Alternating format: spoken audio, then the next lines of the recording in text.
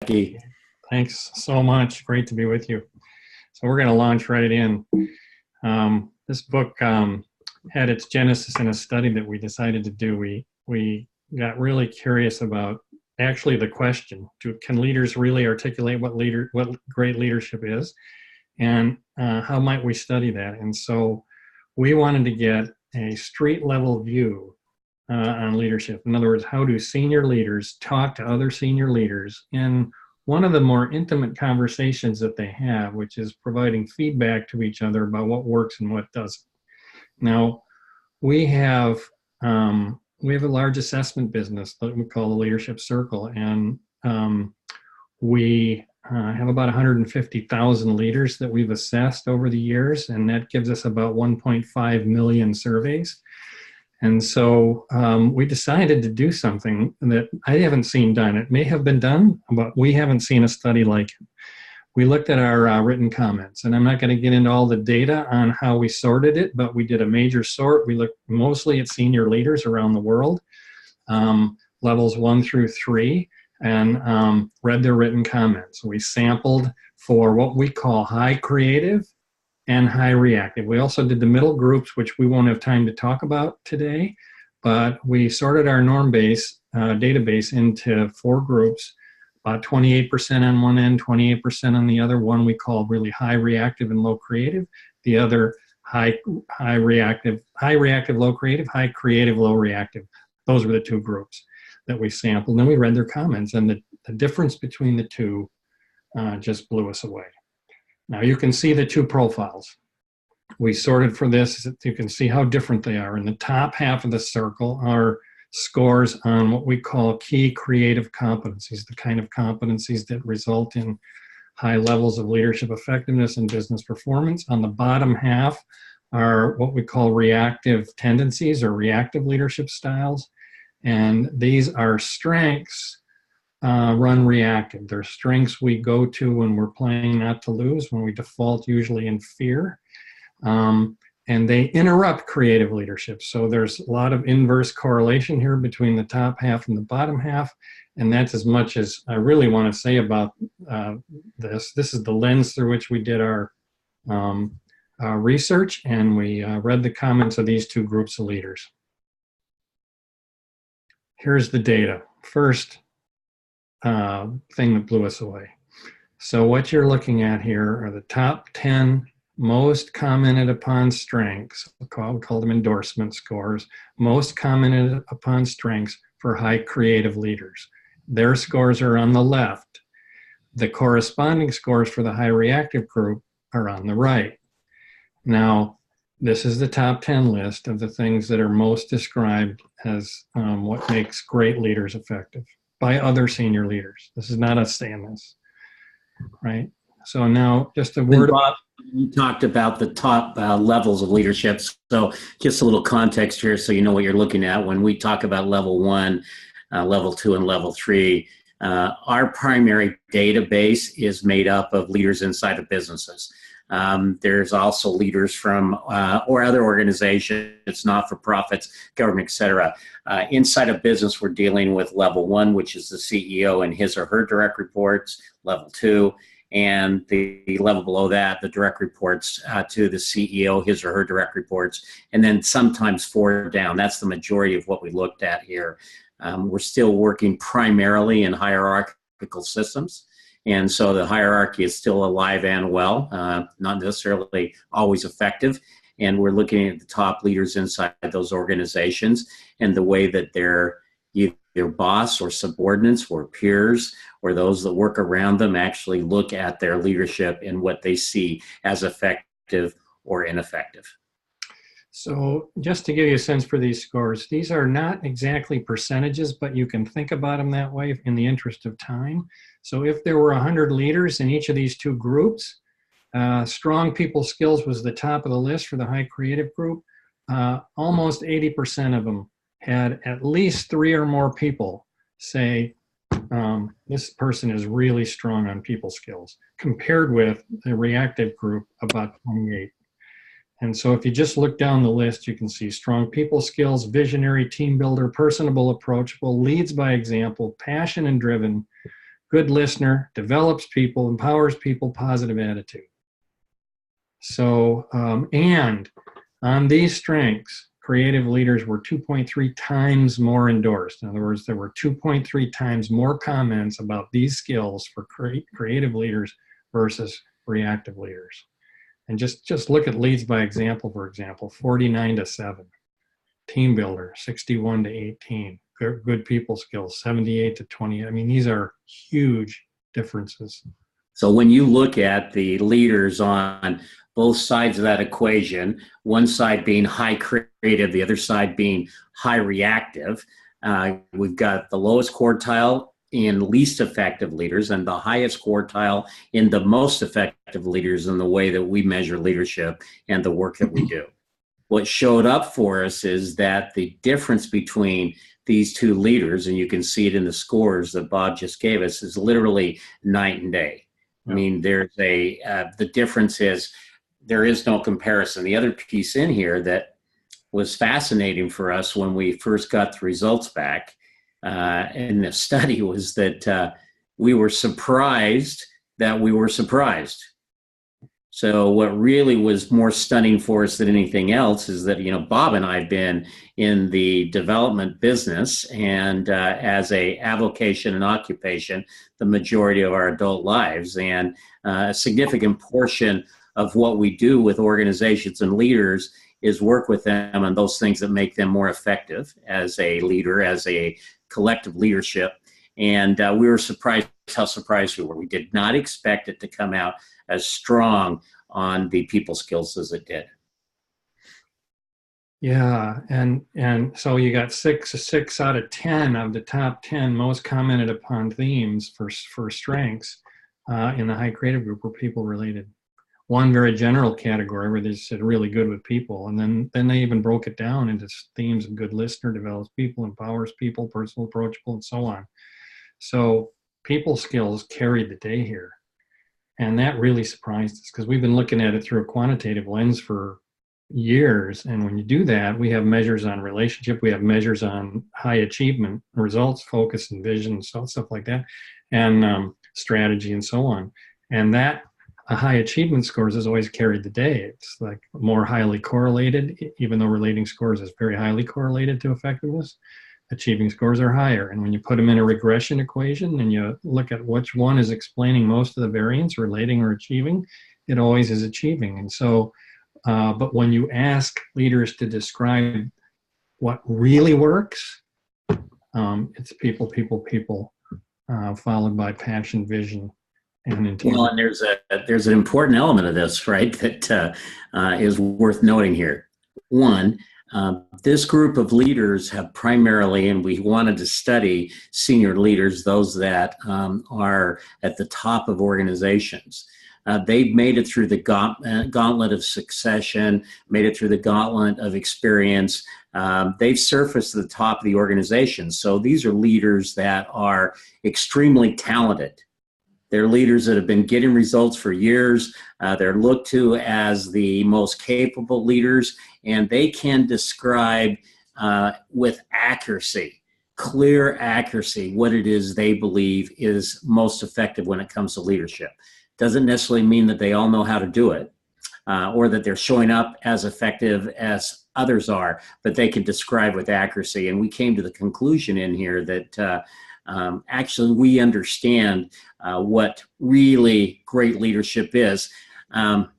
McGregor Burns was the one that really was famous for saying that leadership's the most studied and least understood of anything out there. And the truth is, we don't believe that anymore. We think that leadership is actually something that we really understand, that we can describe it with precision, and we know what makes up effective leadership. But we started looking at this and let's step back from it. We says, just from this slide alone, what are we trying to tell us about leadership? And that's where the title came from, Scaling Leadership. In other words, the best leaders scale more effective leaders, what we call more creative leaders, more conscious leaders, and thereby transform the organization. And they do that by being in relationship at every level of scale, from one on self, have to be self-aware, and then one-on-one in terms of developmental conversations, one on team, one on organization. And so what leaders are telling us, especially the higher you go and the more complex the environment and the more the requirement for collective effectiveness and a collective intelligence being higher than the average intelligence, that's a relationship game. And so if you're in a leadership position, you're in the people business, and that's what they're telling us. Well, and let's play this out as we move on here on the next slide, Bob, is that when you look at the creative and the reactive, the one thing that's really clear is that in order for leadership to scale, in other words, for there to be effective leadership throughout the organization, it scales on the creative, on the left-hand side of this. It doesn't scale on the reactive. In other words, if you're going to increase the capacity and the capability of the organization to get results, to create outcomes that matter most, leadership needs to also have increased capacity and capability. It can't be dependent on an individual as an example or a few individuals. It requires the collective to lead effectively. You don't get the scale on leadership on the reactive. You do get the scale of leadership on the creative. Yeah, and that comes more and more clear when we look at the strengths of reactive leaders. So this is the top 10 list of the high reactive leader group, their strengths.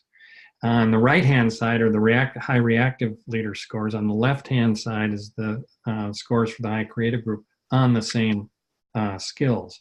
And what you'll notice is that even on the things that high reactive leaders were most endorsed for, high creative leaders outscored them 1.3 times to 1. Now, top of the list, passion and drive. In fact, passion and drive is higher for the high reactive group than the high creative group.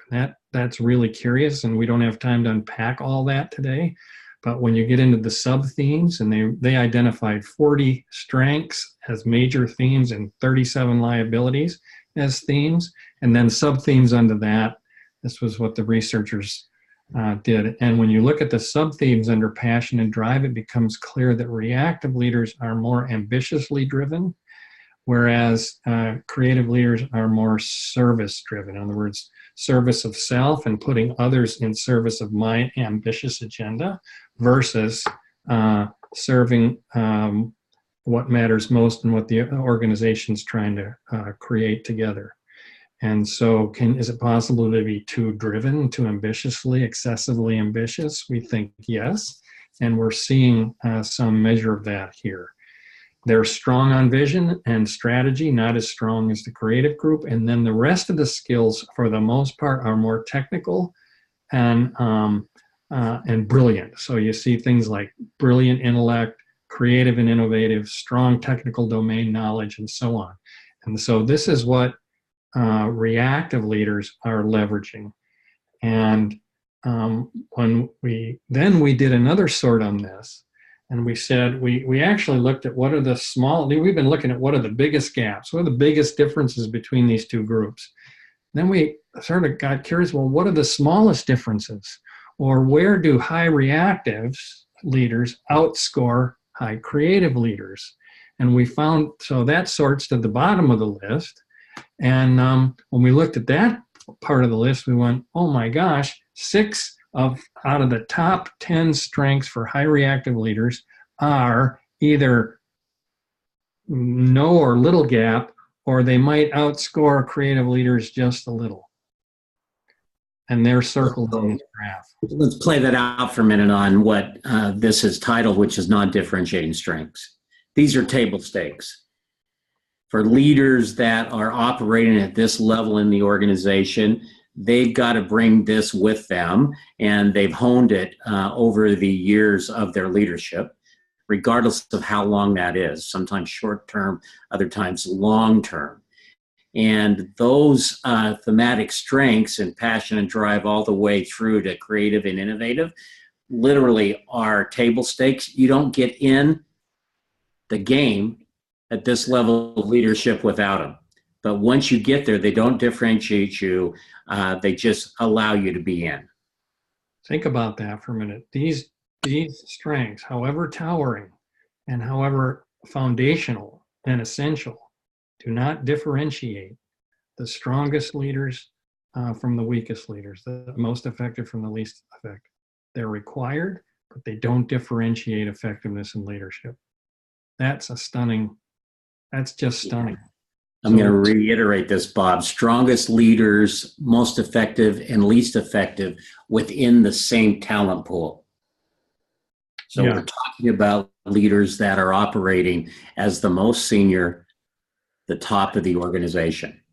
And occasionally, obviously, you get one there or two or three or several that are all very ineffective, but you also get the highly effective. So the talent pool is similar. And if you look at the scores, you see that on things like intelligent, brilliant, creative, innovative, the reactives get a little bit higher score here. Not a lot, but a little. And so we came to the conclusion, if you had to give them who's the most talented here, just raw talent, you might give it to the reactive leaders, but we kind of stepped back and said, well, no, let's call this equally talented groups of people. Equally talented, yet experienced 180 degrees differently in terms of their effectiveness as leaders. Equally talented, completely different leaders. This group of leaders is leading through their own capacity, their own brilliance. And that doesn't mean they're not making one heck of a contribution to the organization. They usually are. They're brilliant. They might be a sales leader. They might be a technical innovator. They could be making one heck of a contribution. And they're getting in their way as a leader. And they're not scaling that capacity to the organization. Whereas when you look at the list of the high creative leaders, it's people, develops people, empowers people, teams. They're actually taking that equal talent and scaling it and building capacity in the organization to create what matters. And that's how we define leadership, scaling the capacity and capability of the organization to create what matters most. Very different set of skills. Now this is interesting. Yeah. Let's turn now to the liability analysis, the liability side. Here's the top 10 liabilities in the comments for high reactive leaders. Creative leaders didn't get much here. In fact, the biggest number on theirs was literally people would say no challenges, and the score there was 61. Consistently, over and over and over again. What's the major liability here? There are not any. The only ones that 25 quartile. Yeah, the only ones that came out were overwork, right? They're working too hard and people were concerned about them. Other than that, not much made the list. And so you got a 6.5 times difference here. And just look at the list. Ineffective interaction style. Not a team player. Play your way down through this list. Ineffective interaction style, not a team player, over-demanding, micromanages, not necessarily holding people accountable, inattentive, poor listener, self-centric, lacks emotional control, and impatient.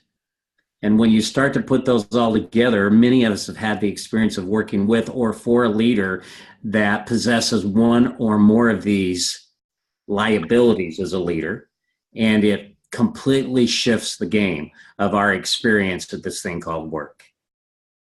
Completely shifts our game. Again here, look at how much this has to do with teams and people. Ineffective, not a team player, team not fully demanding, even micromanage, you know what that consequences of that are on relationship and trust, poor listener, emotional control, and so on. So 6.5 times more liabilities than creative leaders, and creative leaders on the strength side, the top 10 list, it's 2.5 times more, 2.3. So fundamentally different. And that got us into another really interesting look at this data. So we added up all 40 strengths. We just totaled all the scores on all 40 strengths and totaled all the scores on their 37 liabilities that were identified in this data and looked at the ratio. So creative leaders, over 1,100 total on strengths versus 255 on liabilities. So that's a 4.5 to 1 ratio versus creative leaders, React. 593, or reactive leaders, 593 versus 667 on liabilities. Actually have more And liabilities. this one is really critical, right? So what you have in here is a combination of, go ahead and take that, Bob. I got someone at the door. It's a combination of Okay, they're gone. So you've got to thank you. This is what happens when you're in a hotel at Amsterdam at 6:20 in the evening. They're coming in to do my turn down service, I'm absolutely sure. So I love the way that you can look at this. And this is so typical of these leaders that we've worked with over the years, including for a period of time in my life, the way I played. If I just take the high reactive on strengths and liabilities, that 0.9 to 1, my primary view of leading for a significant period of time was also my primary view of working, which was more, harder, and faster. More, harder, and faster. And it took a toll. And here is where it plays itself out. A 0.9 to 1 ratio. And so you wonder why you have to work harder and you're not getting the results, which include both the way that we work with people and the way that we lead people, as well as the results we're creating. Because the harder you work, the less you're able to accomplish. The harder you work, the more difficult it is. Unlike on the other side, on the creative, which is you get a 4.5 to 1 ratio. So you're getting a multiple on your leadership that you don't get on the high reactive. The multiple is one that actually increases your leadership ratio. And I look at it in a very simple way. If I'm able to spend an hour with a group of people, am I getting a 4 times or 5 times or 6 time return on that investment in time, or I'm actually only getting a 1-to-1 ratio or less? And so the effectiveness of multiplying my time and my experience with others goes way down, way down. And then you think as an organization makes the choice to 2x or 4x growth over a short period of time, and we've got clients that are making that choice in the kind of complex business environment that we face today, does your leadership scale into that? Is it complex enough? Is it mature enough? Can you get a multiple on your leadership? Because what we're finding is that reactive leaders are reaching limits to their own energy and capacity, as well as limits to scale. It just doesn't add up. If you look really simply here between the high creative and the high reactive, we look at it in quite honestly very simple terms.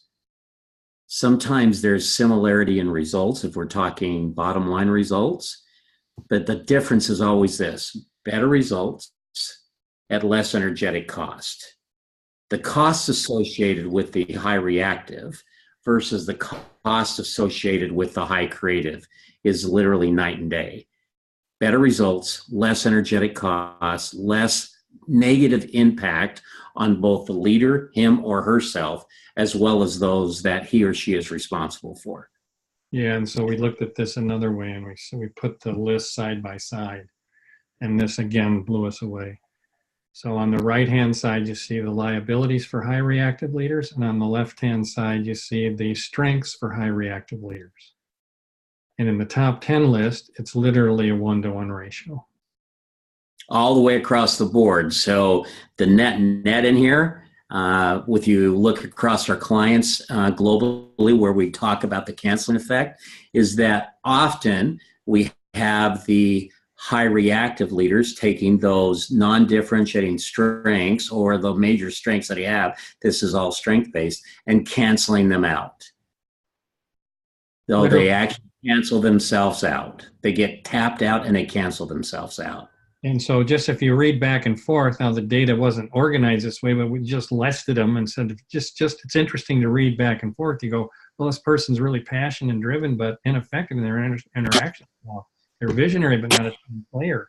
They're a strong networker, but they don't really develop the team. They're really technically knowledgeable and results focused, but they're over demanding and micromanage, and so on. And so you've heard people described like this. He or she can't get out of her own way. We just canceled out 6 months worth of work in that meeting in about an hour. And so, are you as a leader getting a multiple, scaling leadership through others, or are you actually canceling yourself and others out? And we think, and then when you add to this that 6 of these 10 strengths are non-differentiating, with 6.5 times more liability than a high creative leader, you got a picture of a kind of leadership that isn't built for scale in the kind of complex business environments that most senior leaders, all senior leaders really find themselves in. And this is 28% of our senior leader normal. Yeah, what's important here to recognize is in this equally talented, less effective and more effective group of leaders, we're talking about inside a business, a significant portion of our cost structure, a significant portion of our talent. And when we put 28% in the high reactive, that's a real drain on the leadership effectiveness collectively across that entire organization. Significant drain. This costs the organization in loss of return in a really significant way. Bob, we just had a question and we walked right by without giving even a brief description of reactive and creative. We're talking as if there's common ground or understanding around what their high reactive, high creative is. Why don't you take just a minute and give a brief description of that difference between high reactive, high creative? Let me start with a high creative, high reactive group. So these are all this is strength based. So these are strengths run reactive. So for example, I could have a strength of really high drive, but I'm typically using that in a play not to lose game. So I'm running my strength reactively. I'm defined from the outside in terms of stages of adult development. This is a socialized level of development. About 75% of adults operate out of this stage of development. And that means that I'm looking to you for validation, outside validation of my sense of self. So I have to be seen as the one who drives results, or else my identity, my sense of worth and safety and security all goes at risk. Doesn't mean I don't have a powerful strength around getting results, but I'm running it out of fear. And that has all kinds of consequences. Once it moves to the creative, we move to what Bob Keegan at Harvard calls a self-authoring level of development. It's run mostly on my discerned and emerging sense of purpose and vision and passion, trying to create an organization that I believe in. That's a very different structure. And it's less dependent on outside validation. So I'm acting more autonomously and in collaboration versus reactively out of fear, caution, aggression, self-protection versus passionately co-creating an organization that we believe in. And we measure those through 18 key competencies in the top half of the circle and 11 reactive tendencies in the bottom half of the circle.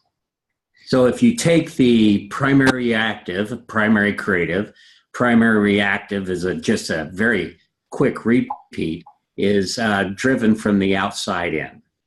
In other words, I'm primarily viewing the way that I'm succeeding in the world by what others see or think of me. Results, interactions, etc. On the creative, it's primarily from the inside out. The transition between reactive and creative is when I become more concerned or interested. It's not that I don't care about what other people think, but my own sense of purpose, why I'm here, is starting to emerge and come about, so that when you don't necessarily think that I'm okay, that doesn't mean that I'm not okay. That definition's there. When you tie that to scaling leadership and that definition that we play with, which is scaling is increasing the capacity and the capability of organization to produce results in an effective manner, and leadership to actually increase the capacity and capability of the people inside that organization. That doesn't happen on a reactive structure. It doesn't scale. That led us into stepping back even further and saying, okay, what is all this telling us, both from our own experience, but also from the data? what are the conditions that need to be present in me and in our leadership organization in order for leadership to scale through the organization and have more conscious, effective leadership be a transformative influence in the organization. And it's like a diamond, a diamond needs the right conditions to form. And if those conditions of temperature and pressure and whatever carbon source and so on aren't present, you don't get a diamond. You get something else, but you don't get a diamond. So what are the conditions for leadership to go nuclear, creative leadership to scale in the organization? Well, the first one is pretty simple. We've been talking about it the whole time, that it's a fundamental shift from this reactive way of leading to creative way of leading. And if you're not in that shift, doesn't mean you have to have mastered it. But if as a senior leadership team, you're not an organization, you're not actually in that shift and working on it, leadership isn't going to scale. So it just doesn't boot up, as we talked about. And I want to play this back again, increasing the capacity and the capability of the organization to create or produce the outcomes that matter most. So what we mean when we talk about that definition of leadership. You move out of creative leadership, as Bob said, that we've been talking about, and you move into the next two, which we'll just spend a little bit of time on here. It's the capability and capacity to be into deep relationship. What does it actually mean to be in relationship and deep relationship at scale? I'm in relationship with self. I'm self-aware. I'm in and able to be in relationship one-on-one. I'm able to be in relationship in a team environment. In other words, I know what it takes inside a team environment. I'm actually able to scale relationship and connect to the organization as a leader with the entire organization. I can actually get into deep relationship with the organization as a whole. And you think about those people skills that showed up and what was underneath there, those areas of building trust, being able to listen, being attentive, being able to attend, they all play themselves out. So when we work with teams that are really on the journey here and having a really transformative impact and are transforming their organization, they care about each other. Love is not too strong a word. In fact, it is the word, right? So when you talked about fear, Bob, and you also said the opposite on the creative side is passion or love. Love is an important element of this. It does make all of the difference. Take Malali's principles for success, in leadership, and one of them is love your people, love them up. Alan Mulally, who was the CEO at Boeing and at Ford, first started working with him about 3 years ago. Had him in a group with some very, very serious life science executives. 300 of them in the room, senior leader is in the room, and he just laid it out there. You got to love your people. Work with athletes on collegiate teams in the U.S. And one of the coaches we work with tells his staff of leaders, your job is to love the players. Their job is to love each other. And what does it mean to actually develop that relationship where love is openly expressed and talked about, to be in deep relationship? One of the key elements of that on the conditions is this one we call radical humanity. What does it actually mean for me to recognize and be okay with being radically human? Allowing the level of vulnerability to learn out loud. Leaders learn out loud to be transparent, to know that I'm in a development gap, that I'm always going to be one of those that needs to learn, and so are all of going to be in that position. I could say when I've done things wrong. I can admit when I've made a mistake. I can admit when I don't know the answer and actually relish that and enjoy the fact that the humanness that we all bring to any particular situation is one of the wonderful things that makes us who we are and gives us the possibility to actually create great things together. So this radical humanity and giving each other the open space in the room to do that versus hide from it, try to pretend it's not there, makes all the difference in the conditions. And that kind of radical humanity, inviting others into it and asking for help and helping each other, builds tremendous relationship. It puts you right into deep relationship, and all of that gets oriented on higher purpose. And so the organization, when they work, was really a focus of how do we get aligned around creating outcomes that matter, both together on the team and then across the organization. And so we don't have time to get into all the others, but then all that gets systematized and puts the whole organization in a generative creative tension. Well, and Bob, Bob and I've been in the work of this work for literally close to 40 years, each of us. And when we looked at the way that the research came out, compared that against our experience in developing and working with leaders for the majority of our adult life and our lifetimes, it was important that when you see those top 10 differentiating scales, not the non-differentiating, but the differentiating attributes, that it's not easy. This is easy to say up front and hard to do, and it starts to play itself out here. How many of us work with leaders or are the kind of leaders ourselves that know how to be in deep relationship and can be in deep relationship, know what it means to actually care, to share love, and be radically human?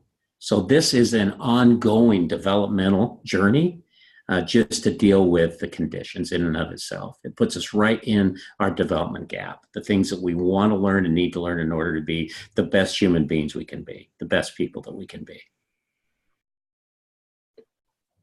So when we talk about scaling leadership, we make this really very, very simple from a structural standpoint. And again, easy to say, hard to do. You start with self. I am the biggest project. And trust me, in my case, that's absolutely true. Bob will self-disclose for me, and I'll self-disclose for Bob. I am a project. My 4 kids, they're daughters-in-laws and sons-in-laws, and my 9, soon-to-be 10 grandkids will tell you I am the project. There is no question. You start with self, and that's an ongoing developmental process. It's what we take on for the rest of our lives. Once we've started that process and we're working that process, we need to work as enthusiastically and deliberately with those teams that are part of our extended leadership team. We take on that developmental agenda with them, but we're taking it on as leaders from a place of being in it ourselves, not a place where we turn it over to HR and you go to the flavor of the week or month and we get a little bit of content never to be applied. We're talking about owning the developmental agenda, both by the leader and leaders as well as the teams.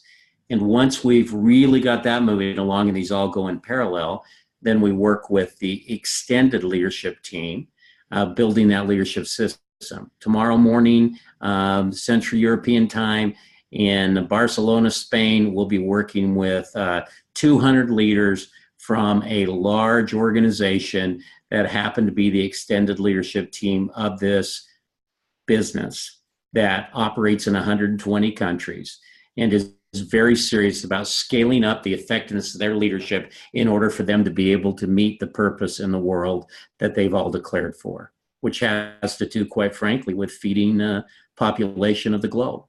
And that start with self, develop the team, and build the system is a deliberate effort that is not episodic. It continues over time.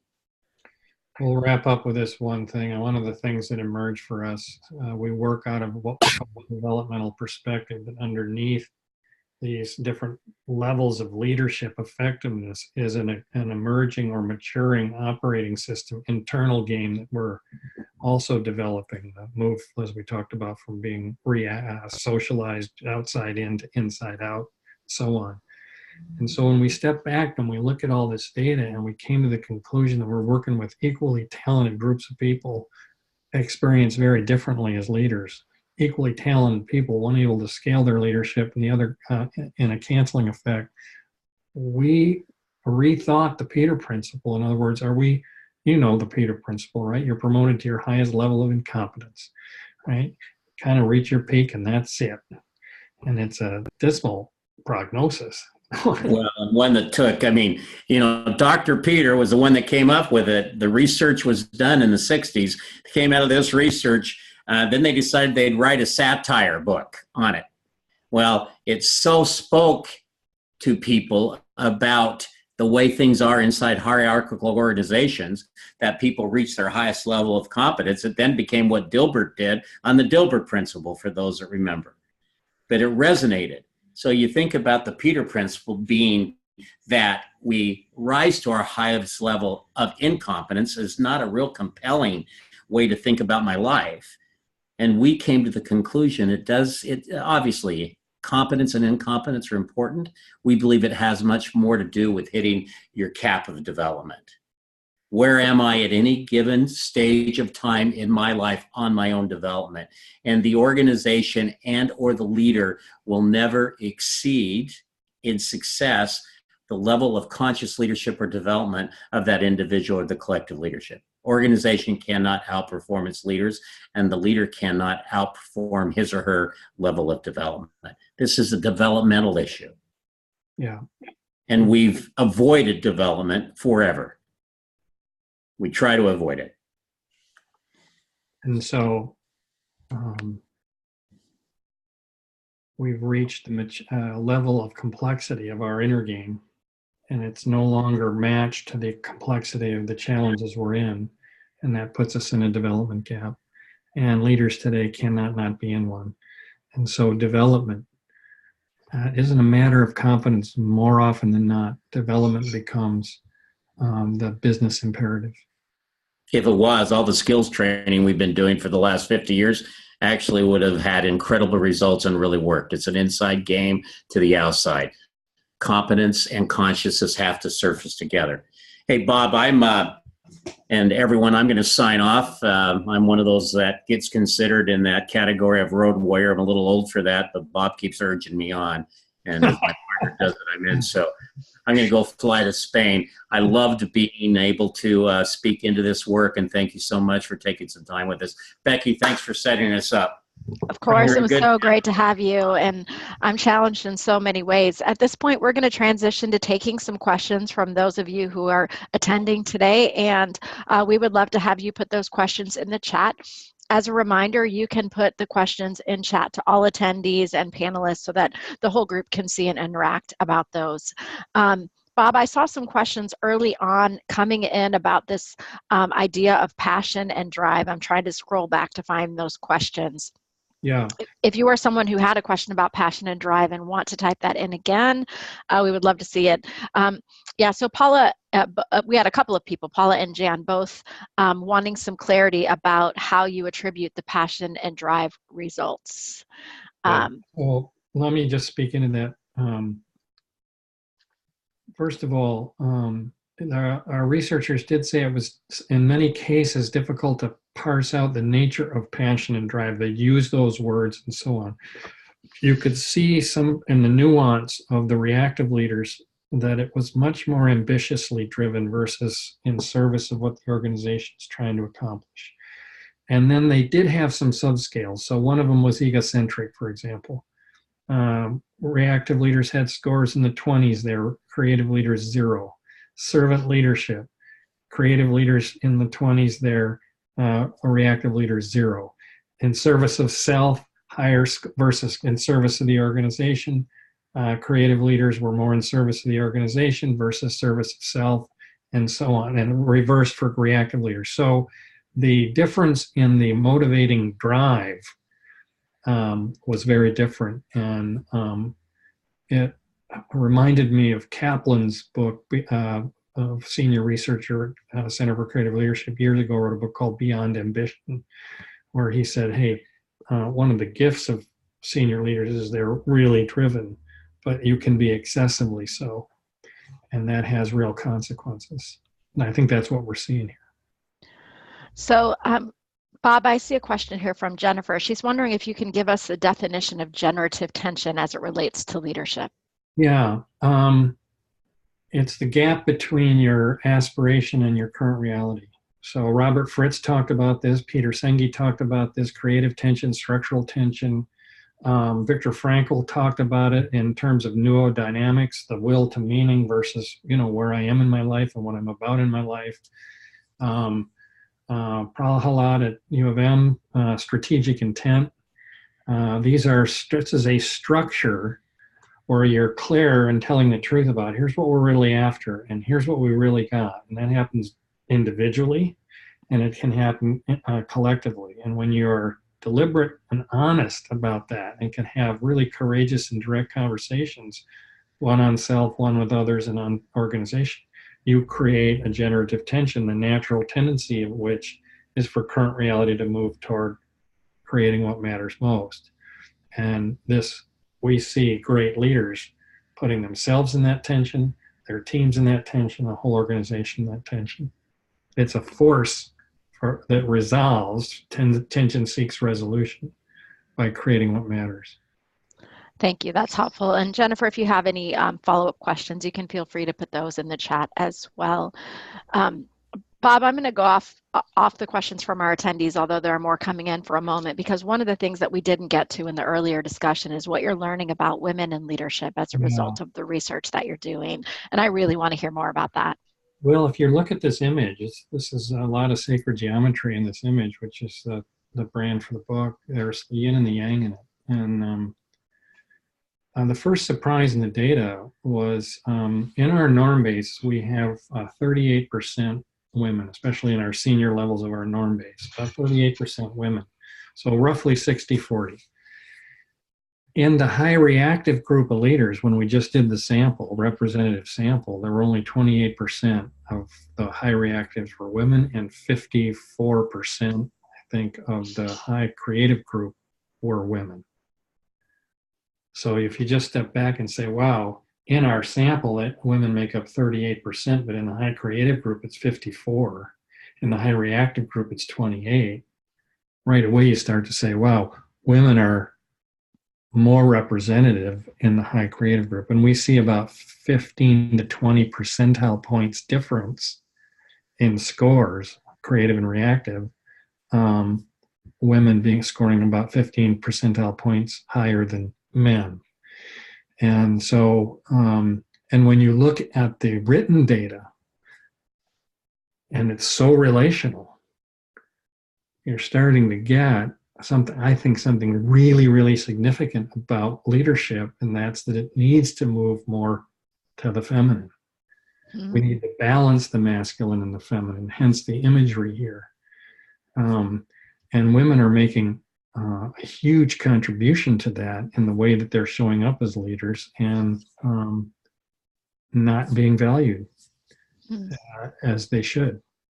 Both, and I don't have to go into it in terms of pay, in terms of numbers and promotion, glass ceiling, and all that sort of stuff. It's still a patriarchal world, and yet what really works, especially in this time of unbelievable complexity, and what we're heading into is unprecedented, according to Bob Johansen, who coined VUCA.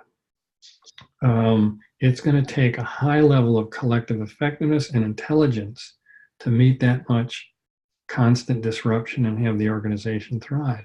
And so relationship and collaboration and helping others reach even more of their potential is going to be the game. And it's going to be what makes the kind of organizations that succeed in that kind of environment are the ones that can actually take the average intelligence and get a multiple on it, or it's above the collective intelligence is above the average, versus when you've got a lot of canceling effect going on, it's actually reversed. The collective intelligence is actually less than the average intelligence. And so we think women are bringing a needed corrective if we're to thrive. That's encouraging to hear, and I'm wondering, how we can get that message out wider, about the benefits of having women in that kind of corrective role to bring more of the feminine, the relational, and those strengths to leading organizations. Yeah, I think it's a message we hit in the book, and as I sat with it, I actually was it was meditation this morning, got quite a hit on this. And it's embedded in the geometry of our circle. You can see it at the yin and the yang on every facet of this, and then the circular being the more feminine form of the geometry, and it's the same geometry as the masculine, which is the triangular. So that kind of imagery is just embedded here. And there's a lot here in this data that says we need a rebalancing. And as leaders move into the creative, say your strength is around power and you move from reactive power into creative, purpose-driven power, you are no longer defined from the outside in, so you don't have to be always micromanaging anymore. And that frees up capacity to develop others and build alignment and so on. So you get the corresponding or the complementary competency. You balance your masculine and feminine in terms of what Zenger talked about around complementary competencies. And that is really, really effective. Going back to the poll question, our conclusion is that leaders actually, what surprised us in this data, and we don't have time to get into it, maybe in the after party I can show some slides, the quantitative data and the qualitative data paralleled each other to a remarkable degree. And so we had to come to the conclusion, when you look at all of the 4 samples and how the qualitative and quantitative matched, that leaders are actually much more precise than we ever realized about their ability to articulate in writing and in evaluation what's working and what's not working. And so we think in organizations, we are awash in a feedback-rich environment. We may not be harvesting it, we may not be taking advantage of it, but all around us is precise and helpful feedback. And so when we talk about systematizing development, we're talking about how do we put everybody in a development agenda supported by ongoing supportive feedback. Wow, that's really powerful. So a little bit of clarification about the research. Paul is wondering if this research is based on a self-assessment or if researchers are administering these assessments. Yeah, so we covered a lot really fast in the interest of time. So this is all based on 360 data, not self-assessment. So these are the scores from the assessors. And since we're dealing with a senior leadership group at the top of an organization, their assessors are either above them at board or peers or the next level. That's pretty much the assessor group. So we're looking at this is how very senior leaders would describe leadership. That's helpful. Thank you for clarifying that, Bob. So I have a couple of questions related to how you help people become aware of the gaps. And they're quite related, so I'm going to try to tie them together. So one person is asking, what's the key to getting through to a highly reactive leader so they become less defensive and more open to development? And the second question is, in your work, have you mostly started with organizations that really get this gap? Or if they don't get the gap, do you have any intervention that helps you break through? So the question really is about how can you get through to people who might not be operating in the best possible way? First, you need to know the territory as a coach. You need to know your own reactivity. Bill and I can talk a lot about it. It's why we laugh when we point out I'm the project, because I'm the project, right? And so there's Bill in the cab. Welcome back, Bill. So the first thing is know the territory, because when you meet someone, as if you're there to change them, then you're out of the game altogether. So how do I meet you as a fellow traveler? And then some of the framing here that we've been using is really powerful framing. And so just to frame it up as you've met limits to scale. You're at limits to scale. Bill did this with a senior leader in Europe, and the guy came into the room and said, let's just be clear, this was to get his 360 degree, right? Let's just be clear, I'm not going to hug you when we're done. When does your son speak? Hey, Bill, can you turn that off? I've got him muted and I turned off his camera. Okay. So So Bill's, and the guy says, well, so Bill kind of works it, and all of a sudden, based on a low balance score, work-life balance score, and very high aggressive types of scores, Bill looks at him and says, so you're at limits to scale. What do you mean? Well, how hard you working? I mean, how many hours? 24/7. And the organization wants to 2x here in the next year, and you just took on 70% of the organization's revenue? How are you going to do that? Game changer. An hour later, he walks out of that office into the CEO office and says, that was the most useful hour I've ever had. And we're in a developmental conversation. So where's the door of opening and entry, and how do we get good at walking through it? And the same is true with organizations. That's why we use assessments. When I was reflecting over the weekend, that part of why I moved toward assessments was we had really visionary leaders not seeing how they were getting in their own way. And this was when I was working with Peter Block, who you know, on his book, The Empowered Manager, and some of the other work. It's very easy to think I'm not the project, or not really get the full generative tension of what we have to do as an organization. So measurement helps, and this kind of framing and research to back it up helps a lot. And so, yes, we're seeing organizations literally having the conversation. They're working to move to become a much more agile organization, major organizational strategy, higher rate of innovation, in order to, it requires we need to be more agile, so on. And they're just literally saying, we literally can't create that kind of adaptability and agility in our organization, innovativeness, unless we lead from a creative versus reactive place. So really coming to the conclusion, if you want to do more with your organization or your team, you have to be the project. All the ways we're talking about organizations today, engaged and innovative, adaptive, resilient, agile, and so on, all require creative or higher. Creative or higher. And reactive is not complex enough. It's mismatched to the That's helpful. we're facing. So we are about out of time here, but for those of you who would like to talk more, Aubrey has put the link to the after party in the chat. I do want to mention quickly, Bob, if we can go to the next slide, that Bob and Bill's latest book, Scaling Leadership, will be available this week. You can pre-order it today from all your favorite online booksellers, and you can find out more about the book at scalingleadership.com. So we would encourage you to get the book.